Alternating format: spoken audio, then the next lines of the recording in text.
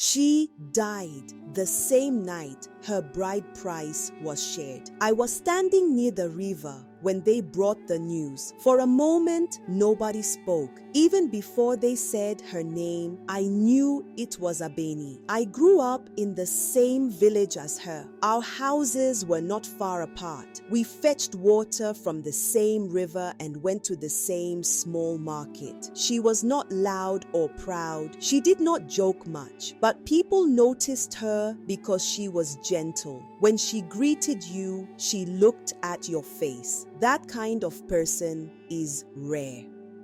Abeni was in love with Sadiq. Everyone knew it, even the elders who pretended not to see. They had known each other since they were young. When others ran around, those two would sit under the mango tree or near the river, talking in low voices. They were careful. In our village, love is allowed only when money follows it. Sadiq was a hard worker. He fixed bicycles, carried loads in the market, and helped on farms. But he was poor. No matter how honest a man is, poverty closes many doors. Abeni's father cared about respect. He wanted people to say his daughter married well. When a trader from the city came, everything changed. The man arrived with fine clothes, boxes of drinks, and an envelope that made the elders smile. He was older than Abeni by many years, but nobody talked about that. The bride price he offered was more than Sadiq could ever raise. When the decision was made, Abeni stopped smiling. One evening, she came to my mother's place. I was sitting outside repairing a stool. She did not greet anyone. She just sat down slowly, like her body was heavy. After a long silence, she said, "They have chosen my life for me." My mother tried to calm her. She said marriage is not always sweet at first. Abeni shook her head. She said, "I don't love him. I will never love him."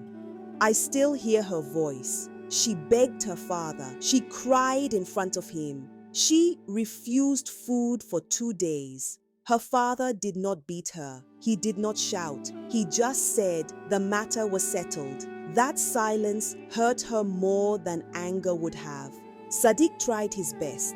He went to the elders with 2 goats and some money he borrowed. I was there.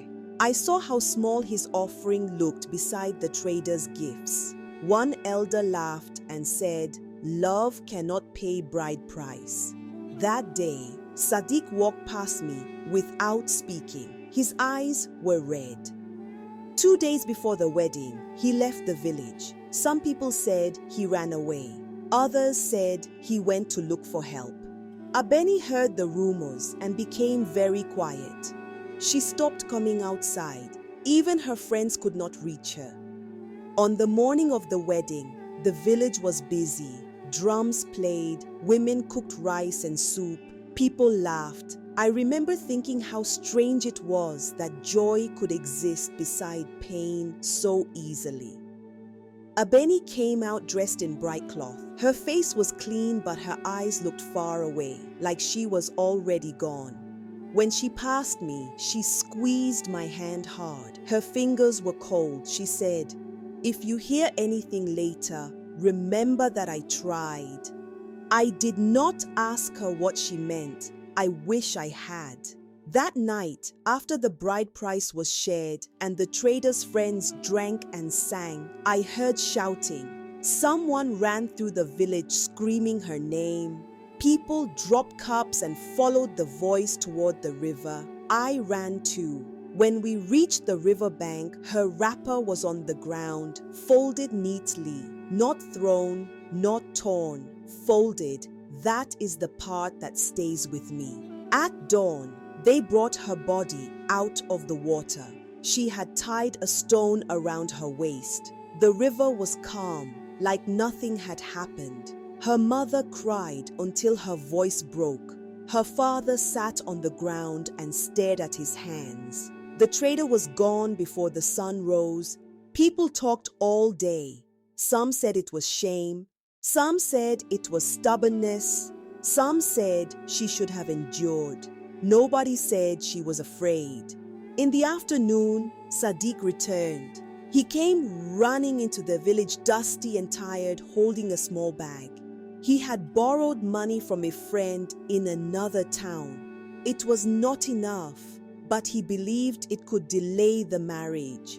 When he heard what had happened, he dropped the bag and screamed. I have never heard that kind of sound again. He walked to the river and sat there for hours. People tried to talk to him. He did not answer. When the sun began to set, he stood up and walked into the water. We ran after him. He pushed us away. The river took him too. After that, the village became quiet. For days, no drums played. The elders called it a tragedy. They said it was fate. Life slowly returned to normal the way it always does. But I did not forget. I still pass the river. I still see her folded cloth in my mind. I still hear her words.